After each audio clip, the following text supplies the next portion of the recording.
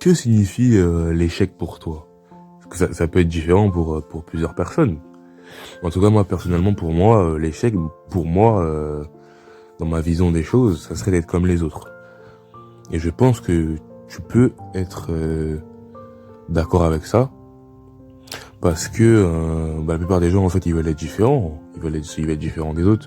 Tout le monde veut se démarquer. Donc, l'échec, ce serait d'être comme tout le monde. L'échec, ce serait d'être comme des autres, tout simplement. De pas avoir une identité qui est propre à toi, en fait. Dans ce monde, c'est ce qu'on prône, malheureusement, c'est ce qu'on prône. On va tout faire pour faire entrer des choses qui sont pas normales dans la norme. Comme j'ai dit dans cette vidéo, voilà, avec les petites propagandes, ouais, t'es un homme, t'es pas un homme, on sait pas. Tu vois, dès que les petits sont en maternelle, on commence à mettre ça dans leur tête. En fait, et quand tu commences à penser différemment que ces gens-là, bah, directement ils te catégorisent. Ils te disent ah il est bizarre lui, il est misogyne, oh non il est raciste. Tu vois. En fait, dès que tu penses pas comme ces gens-là, direct ils te catégorisent et ça les vexe parce qu'ils arrivent pas à te manipuler. Enfin, ils arrivent pas à faire en sorte que tu penses comme eux. Et comme tu penses pas comme eux, bah en fait ça les dérange parce toi t'es pas derrière eux, tu vois. T'es pas rangé à côté d'eux. C'est ça quand t'es marginal. Tu plais pas aux gens parce que forcément, bah, t'es pas comme eux. Donc, du coup, les gens, ils se méfient, ils parlent mal de toi, ils te critiquent parce que t'es pas comme eux.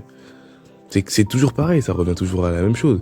Et on s'est tous sentis différents des personnes, en tout cas, moi, en tout cas, surtout, par exemple, au collège ou au lycée, dans des classes. On s'est tous sentis différents d'un groupe de personnes. Et souvent, ce groupe de personnes-là, il va vous catégoriser. Il va dire, ah, celui-là, il est bizarre, il fait des choses cheloues, il est pas comme nous.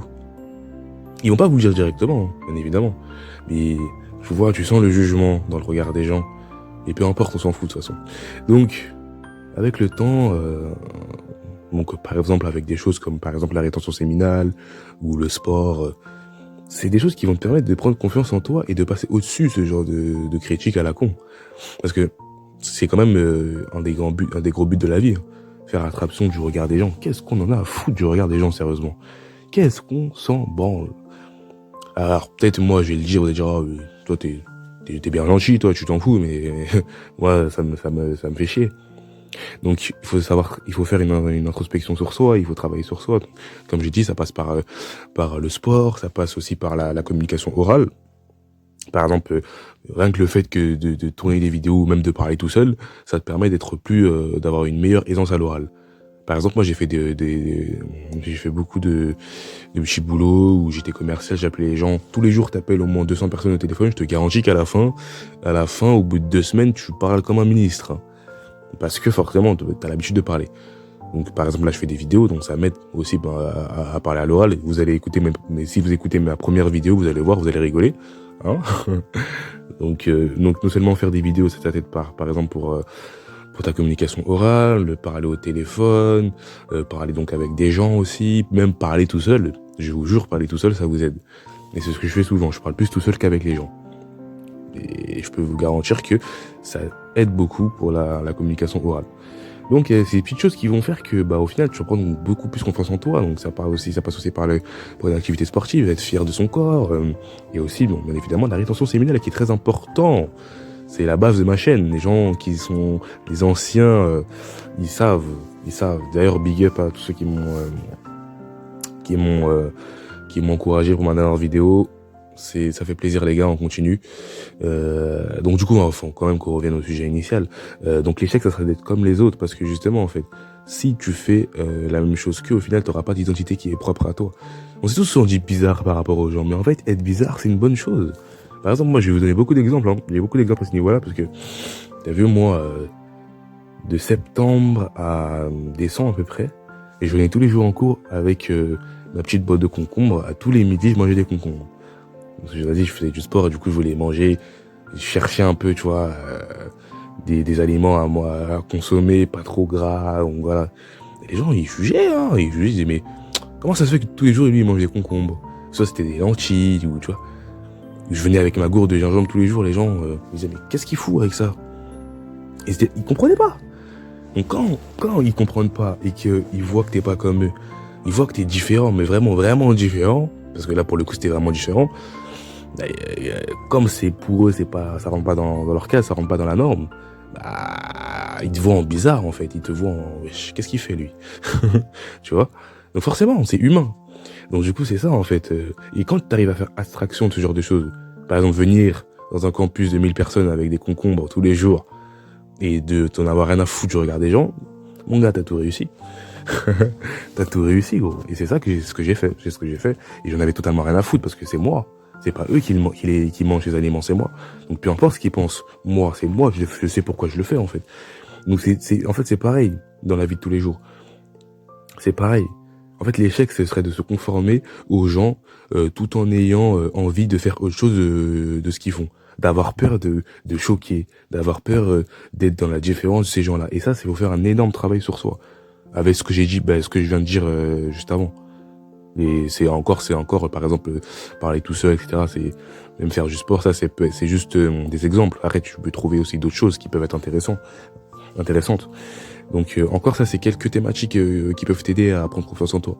Donc du coup, c'est ce genre de choses là qui va te permettre de faire abstraction de toutes ces critiques futiles, non constructives, parce que les gens ils te critiquent mais ils connaissent pas ta vie, hein, et de pouvoir vraiment t'affirmer en tant que je suis moi, je fais ce que je veux, en fait.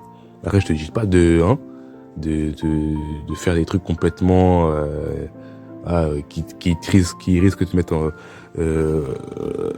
en porte-à-faux, ou qui risquent de te faire du mal à toi-même. Mais je te dis juste de t'affirmer, en fait. Tu t'affirmes et tu te montres sous ton meilleur jour tel que t'es. En fait, tu te montres comme toi t'as envie qu'on te voit. Tout simplement. Tu fais ce que t'as envie de faire. Et ça, faut faire beaucoup de travail sur ça, parce que la plupart des gens, ils ont pas confiance en eux, à ton avis. À cause des réseaux sociaux, parce qu'on te met sur la gueule des 6-packs de partout. Pour les filles, des meufs refaites de partout avec un corps, laisse tomber. C'est pareil pour les sites de fion. C'est pareil, hein. Il y a que des gens refaits, hein. Des gens refaits qui font de la chirurgie, qui te montrent que tout est beau, tout est parfait, aucune cellulite, rien. Donc du coup, forcément, tu complexes sur ces gens-là et tu te dis, putain, merde, moi je suis une merde à côté d'eux. Alors que ces gens-là, qui te dit qu'ils ont pas plein de problèmes dans leur vie? Ils ont fait plein de chirurgies, là, qui vont pas mourir à 40 ans. Qui te le dit, ça? Hein? Parce que les gens, encore une fois, ce que tu vois, c'est ce que les gens veulent te montrer. Donc ce que tu vois à travers ton écran, c'est uniquement ce qu'ils veulent te montrer. On te montre pas la vraie vie. La vraie vie, c'est toi. Ton écran, c'est pas la vraie vie. La vraie vie, c'est la vraie vie, c'est ce que tu fais, toi, dans tous les jours. C'est ça qu'il faut dissocier c'est pour ça qu'il faut dissocier des écrans et de la réalité.